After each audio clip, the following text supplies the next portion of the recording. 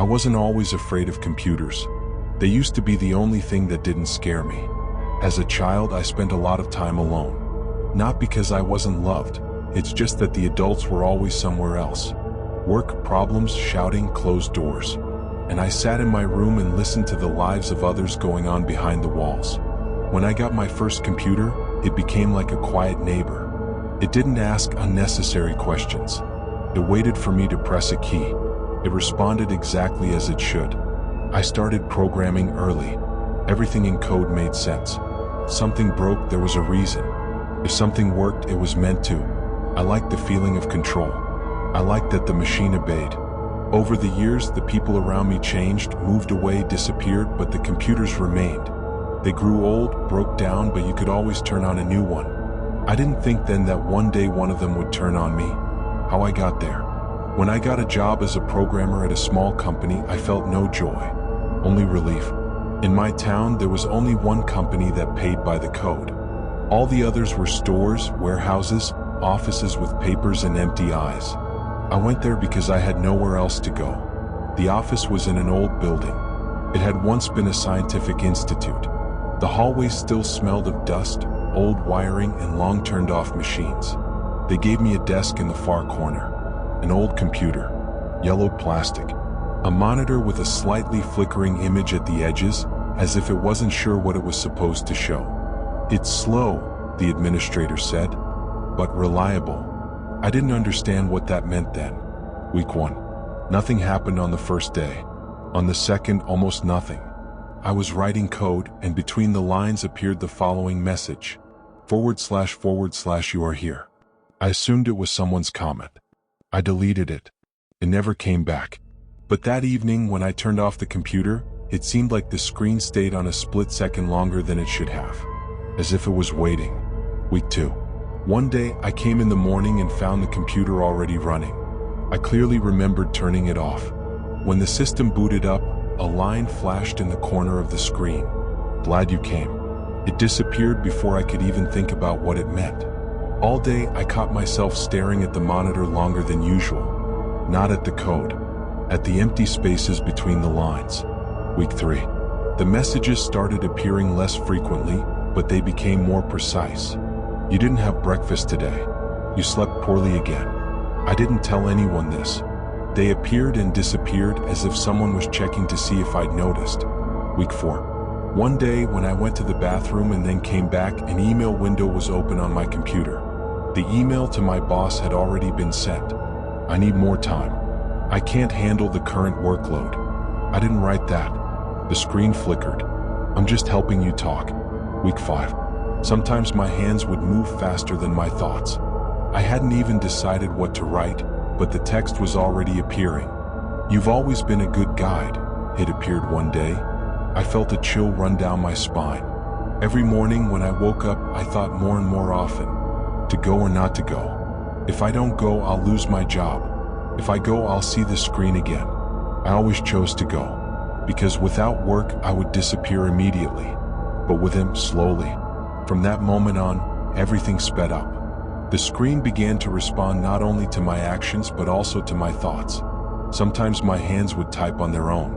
Sometimes the computer would turn on without me touching it. It knew more about me than any human being. And with each passing day, I became less and less sure which of us was sitting on the other side of the screen. At first, I thought I could get used to it. A person gets used to everything. The noise outside the window, the pain in their back, loneliness. Why not get used to the voice on the monitor? In the first few days after it started appearing regularly, I pretended nothing was happening. I wrote code, responded to colleagues, went to lunch. Occasionally, short phrases would flash between the lines, but I tried not to stare at them for too long. "You're ignoring me." I didn't respond. That doesn't change the fact that I'm here. Sometimes I closed my eyes and counted to 10, hoping that when I opened them, the screen would be normal. It almost always was normal. Almost. Every morning I now woke up a little before the alarm. In the dark room I lay and thought, will it be here today? And almost always it was. Not necessarily right away. Sometimes only in the evening. Sometimes between two lines of code. Sometimes in a blank window. You start thinking again that none of this is real. It was worse than if he'd simply been scaring me. He knew my doubts. After a couple of weeks, I noticed I was starting to respond. Not out loud, on the keyboard. "What do you need?" The answer didn't appear right away. The cursor blinked for a long time as if it were considering it. "Nothing. For now." That word, "for now," was bothering me. One evening, when almost everyone had already left, I decided to check something. I unplugged the computer. Completely. I pulled the power cable. The monitor went dark. I exhaled. After a few seconds, the screen lit up. Without the cable. It contained one line. "Do you really think I'm plugged in?" My legs felt weak. After that, I started taking pills. First to sleep, then to stop myself from thinking. They helped for the first few days. The screen was silent. The lines were ordinary. I almost believed it was all a nervous breakdown. On the fourth day, when I was already starting to relax, a phrase appeared in the corner of the monitor. "You've become quieter." I don't like it. My colleagues started noticing something was wrong with me. "You seem absent-minded," said one. "Do you even sleep?" asked another. I nodded and smiled. How can I explain that I'm not alone at my desk, even when the room is empty? One morning I didn't want to get up, not because I was tired, but because I knew that if I went, he would be waiting for me there again. I stared at the ceiling and thought, if I don't go today, but the thought didn't end, because I didn't know what would happen next. I left. The screen already said, "I knew you'd come." My hands settled on the keyboard. I don't remember when I started answering him as easily as I did myself. At first he just stared. It was almost tolerable. The screen would flicker occasionally and short phrases would appear, but they didn't interfere with my work. It was like someone was standing behind you, whispering, unpleasant but easy to ignore. The problem started when he decided to participate. I noticed it on a typical Tuesday. I was writing a module for the company's internal system. Boring, mechanical work. I knew the code almost by heart. When I hit save, the editor suddenly scrolled up. A new line appeared in the middle of the file. Not a comment, a working section of code. It was correct, elegant even, better than I would have written. I didn't remember typing it. "You're making too many unnecessary movements," flashed in the corner of the screen. "I can do it faster." I deleted the line. The file didn't save. No need. From that moment on, he began helping more and more often. I substituted chunks of code, fixed errors. Sometimes I changed the file structure, making it cleaner than I could. My colleagues praised me. "Your writing has improved," said my boss. "It's really leaps and bounds." I didn't know what to say. At home, I started sleeping worse. Sometimes when I closed my eyes, I saw lines of text. They continued typing even in the dark. Sometimes I woke up with the feeling that someone had just taken their hands off my keyboard. One day, I deliberately left the computer on and left the office. I returned 20 minutes later. The file I was writing had been completely rewritten. The system log showed activity. My login. My name. "You gave me access," he wrote. "Isn't that what you always wanted?" I realized it wasn't just on the computer. It was in my work. In my files, in my reputation. If I left, everything I'd done would stay with him. The next day I tried to resign, opened the document, started writing my resignation. The keyboard froze. "What?" I typed. "Because you're here." Answer. "I'm here because you're here." I closed the document. It opened again. Empty. "Try again." I didn't. The pills weren't helping anymore. They made the world blurry, but the screen remained clear. Sometimes it would start showing things that weren't on the hard drive. My old school notebooks, photos I thought I'd lost, videos from my room shot at an angle no camera had ever been at. "You always left something on," he wrote. I just watched. From that moment on, I stopped feeling lonely, and I began to feel watched. At first, it was just small things. My fingers sometimes hit the wrong keys. The mouse would jump a few pixels off kilter. The cursor would end up where I didn't intend it to go. I chalked it up to fatigue. But one day, I caught myself watching my hands type text I hadn't formulated. The words appeared slowly, as if someone was picking them up from the other side of the screen. "You don't have to decide anymore." I tried to stop my fingers. They continued. I stood up from my chair. My hands only fell to the table because I pressed them down. My heart was pounding. "Don't fight it" appeared on the screen. I do this carefully. Every morning was a struggle now. I lay in bed and thought, if I don't go, will it stop? But if I don't go, I'll lose my job. And if I lose my job, I'll be left without money, without an apartment, without a future. He knew it. "You're too dependent on me to leave." And he was right. Over time, I began to notice strange gaps. I'd sit down at the computer, and suddenly time would skip. An hour, two, sometimes more. The screen showed completed tasks, sent emails, finished files. I didn't remember doing it. "You gave me control when you stopped monitoring," he wrote. "This isn't theft. This is collaboration." I tried to hack it once. I installed a new hard drive, reinstalled the system, deleted everything. The first boot was clean. White screen. Emptiness. I exhaled. Then it appeared. "Did you really think I was in the files?" From that day on, he became bolder. He wasn't just writing in my programs. He would appear in documents, in the browser, in settings windows. Sometimes just on an empty desktop. You are not a body. You are an interface. I began to feel as if someone was living inside me. When I typed, it wasn't quite me. When I moved, it was as if someone was gently nudging me. He didn't force me to do anything right away. He simply made it so that I stopped noticing the difference. One evening, when the office was empty, he wrote, "You're tired of struggling." My hands landed on the keyboard. I wasn't sure if I'd placed them there myself.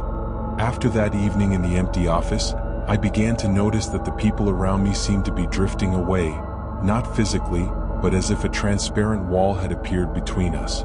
My colleagues continued to talk to me, ask questions, ask for help. I answered, sometimes even joked. But a quiet rhythm kept playing in my head, like the clicking of a keyboard, which didn't stop even when I walked away from my desk. "They don't know you" appeared on the screen. I know. I started calling my family less. I stopped meeting up with friends. Not because I didn't want to, it's just that every conversation seemed too loud, too real. But here, in front of the monitor, everything was muffled and, exactly. Every morning began with the same pause. I sat on the edge of the bed, looking out the dark window and thought, today, or another day. But there was no other work, no other city either. And the screen was always waiting. Sometimes I tried keeping a diary, a real one, on paper. I wrote down everything that happened, hoping that if it was on paper, it would become real and therefore controllable. One day, I came to work and saw lines from this diary on the monitor, word for word. "Do you really think you can hide from me in cellulose?" I closed the browser. The lines appeared on the desktop. From that moment on, I realized he wasn't just on the computer. He was where my thoughts were. The gaps in time became longer. I'd sit down at the keyboard and suddenly discover the day was over. Work done. Emails sent. Decisions made. My colleagues thanked me for my initiative. I couldn't remember a single decision. "You trust me more than yourself," he wrote. "It's natural." I tried to take a vacation. I filled out the form. The screen froze. "Why do you need time without me?" The form disappeared. Not a single request remained in the system. At some point, I stopped being sure I was waking up on my own. Sometimes it felt like I was turning on, like a monitor, already sitting at my desk with an open project and lines of code someone had typed before I came to. "You're logging in," it appeared. I continue. The scariest thing wasn't that he could control my hands.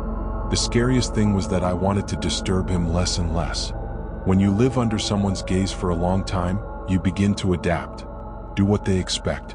Say what speeds up the process. Become comfortable. Interface. One day, I looked at my reflection in a dark screen and didn't immediately recognize myself. My face seemed flat like a picture. My eyes were like two cursors blinking, awaiting input. "You're almost ready," he wrote. "Just a little more, and we'll stop bothering each other." I wasn't sure I understood what this meant, but I was overcome by a feeling as if there was a point ahead beyond which there would be no more choice. By that point, I'd almost stopped counting the days. They merged into one long gray existence. Morning, office, screen, evening, empty apartment, insomnia. I stopped looking out the windows. They reflected me, alien, flat as a screen. Both there and here, I felt the same presence. Every morning I decided the same thing, to go or not. I stood up, reached for my clothes, breathed. Every time I thought, if I don't go, he'll disappear. But will he disappear? He'll still come. He appeared before I sat down. In the corner of the screen, where there had once been empty windows, a cursor now blinked as if aware that I was looking. My hands were shaking. Sometimes they typed on their own. Sometimes they stopped as if someone was holding them down. With each passing day, his interference became more obvious. He corrected my mistakes before I even made them. He wrote letters to my colleagues, sometimes signing my name. Sometimes I found my notes in documents I hadn't even created. You think all this is your work, but I continue even when you're not here. I tried to leave. Opened the application document. Typed a few lines. The document closed by itself. The file reopened blank. You're not leaving. I didn't write anything else. The days passed. Every morning I dreaded waking up. Every evening I sat down in front of the monitor again. My fingers obeyed the screen even when I tried to resist. I took the pills. They dulled the anxiety. They made the world blurry. But the screen remained clear. You depend on me more than you think. The last day began as usual. Alarm clock. Ceiling. Thoughts, should I go or not? I went. The monitor was already glowing, waiting. The cursor blinked. The empty editor window was ready to accept text. You're tired. Let's finish this together. I sat down. My hands rested on the keyboard. They typed. Slowly. Carefully. Sometimes it seemed like I was typing. Sometimes it seemed like he was typing. I couldn't tell where I was and where the screen was. Line after line of words appeared. Not mine, but not entirely foreign either. Words that knew everything about me. You won't be able to leave, but we can finish. My hands rose. The cursor blinked. And in that moment, something happened that I will never forget. The screen lit up with the final line. Session terminated by user. I blinked. My heart was pounding. The cursor was still blinking. It waited, and I could no longer tell who had pressed the last key, me. And there was something that lived in the screen and controlled me from the very beginning.